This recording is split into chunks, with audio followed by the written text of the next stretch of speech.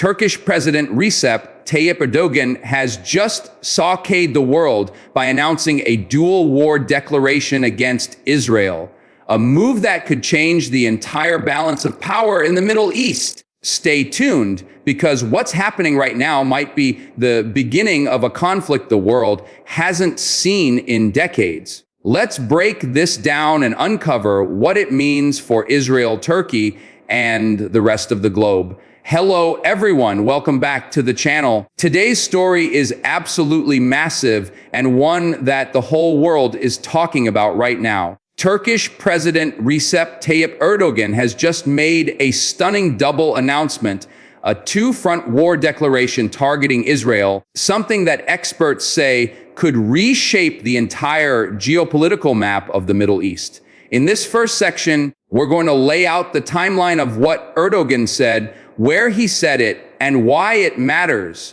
Earlier this morning, Erdogan spoke to the Turkish parliament in an emergency session and declared that Turkey will no longer sit back as Gaza burns, and that Turkey will take all necessary military steps to protect Palestinians.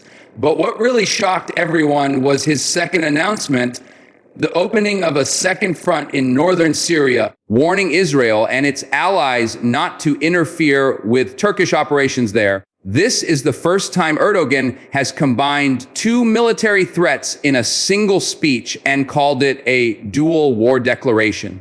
Analysts are calling this one of the boldest moves Turkey has made since the Cold War era. Stick with me as we dig deeper into Erdogan's motives, Israel's reaction, and what this could mean for NATO and the wider world. In our second section, let's talk about Erdogan's motives and why Turkey would take such a huge step right now. For months, Erdogan has been under immense pressure at home. His approval ratings have been shaky, the economy has been struggling with inflation, and opposition parties have been hammering him over his foreign policy. Many analysts believe that this dual war declaration is not just about Israel, but also about projecting strength to his domestic audience. By taking a hardline stance against Israel, Erdogan is positioning himself as the defender of Muslim nations and the champion of the Palestinian cause. He is also sending a message to the West, particularly the United States and NATO, that Turkey will no longer be a passive player in the Middle East. This move could also be a way to gain leverage in ongoing negotiations with Russia and Iran over Syria. By opening two fronts, Erdogan is putting Turkey at the center of every major conflict zone in the region, forcing global powers to deal with him directly. This is a high-risk gamble, and we'll explore whether it could backfire in later sections, but for now, it's clear that Erdogan is seeking to shift the balance of power dramatically. Our third section focuses on Israel's immediate reaction to Erdogan's announcement. Within hours of Erdogan's speech, Israeli Prime Minister Benjamin Netanyahu convened his security cabinet for an emergency meeting. Reports from Jerusalem suggest that Israel has put its northern and southern commands on high alert, preparing for possible Turkish military actions in both Gaza and Syria. Israel's defense minister issued a statement calling Erdogan's announcement a dangerous escalation and warned that any attack on Israeli forces or territory will be met with a decisive and crushing response. Israeli intelligence sources are reportedly monitoring Turkish troop movements closely, and there are rumors that Israel may preemptively strike certain Turkish positions if it feels threatened. This is where things get very dangerous, because any direct military clash between Israel and Turkey, both major regional powers, could quickly spiral into a wider war involving Lebanon, Syria, and possibly even Iran.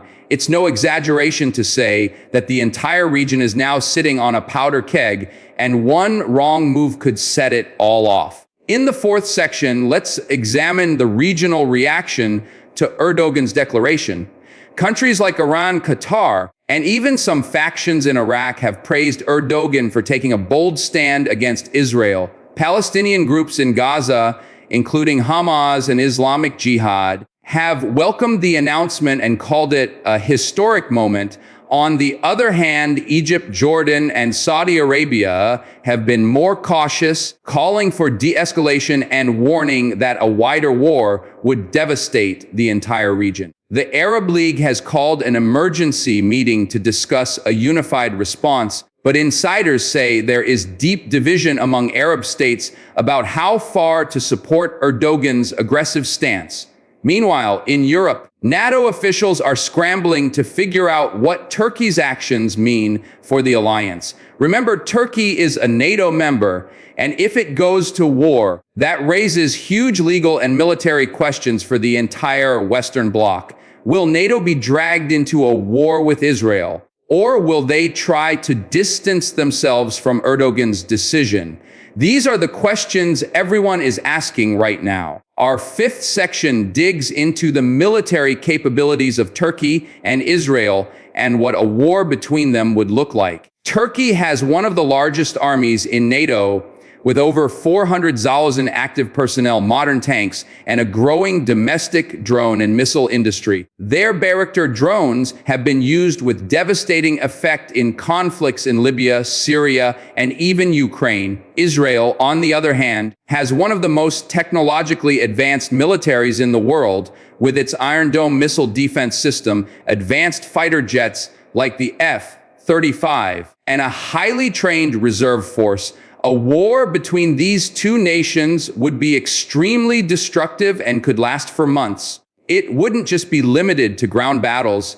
We could see cyber attacks, drone warfare, and missile strikes on major cities. Civilian casualties could be very high, and the humanitarian cost could be catastrophic. In Section 6, let's discuss the role of the United States and Russia in this crisis. The U.S. is a close ally of Israel, but also has strategic ties with Turkey through NATO. Washington will be under pressure to defend Israel if Turkish forces launch attacks, but it risks losing Turkey as an ally if it takes too hard a line. Russia, meanwhile, has a complicated relationship with Turkey. They have cooperated in Syria, but also clashed over Ukraine and other issues. Moscow could see this crisis as an opportunity to pull Turkey further away from NATO and toward its own sphere of influence. If Russia decides to back Turkey politically or militarily, that could completely change the game and put Israel and the West in a very difficult position. Our seventh section will look at possible scenarios for how this could escalate. One possibility is a direct military confrontation where Turkey sends troops or launches strikes into Gaza while simultaneously moving against Kurdish forces in Syria. Israel might respond with airstrikes on Turkish positions, triggering a tit-for-tat escalation that spreads across the region. Another possibility is that this remains a war of words, with Erdogan using military threats to pressure Israel diplomatically without actually launching a full-scale attack. Either way, the risk of miscalculation is extremely high, and even a small incident could trigger a much larger war.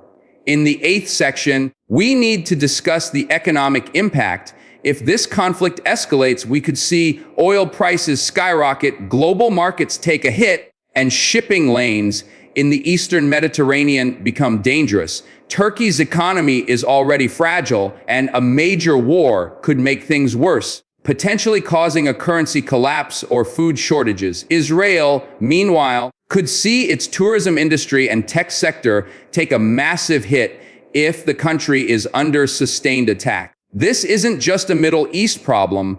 The ripple effects would be felt worldwide, from higher gas prices to stock market volatility. Section 9 is about the humanitarian consequences. A war on two fronts would likely lead to massive civilian displacement. Gaza is already on the brink of a humanitarian disaster, and a Turkish intervention could make the situation even worse. Northern Syria is also home to millions of refugees who could once again be forced to flee if fighting intensifies. International aid groups are warning that this could become one of the worst humanitarian crises of the decade if it spirals out of control. Finally, in Section 10, let's talk about what happens next. The world is watching Erdogan and Netanyahu very closely right now. The next 48 to 72 hours will be critical in determining whether this is just rhetoric or the start of a major war. Diplomats are working behind the scenes to cool tensions, but with both leaders taking such hardline positions, compromise may be very difficult. The bottom line is that this is a moment of historic danger, and the decisions made in the coming days could change the course of history in the Middle East. And that brings us to the end of today's deep dive. If you found this video informative, make sure to hit that like button, share this video with your friends, and subscribe to the channel for more updates on this developing story. Don't forget to turn on the notification bell so you never miss a breaking news update. This situation is moving fast, and we'll be covering every major development right here. Thanks for watching, and stay tuned for more.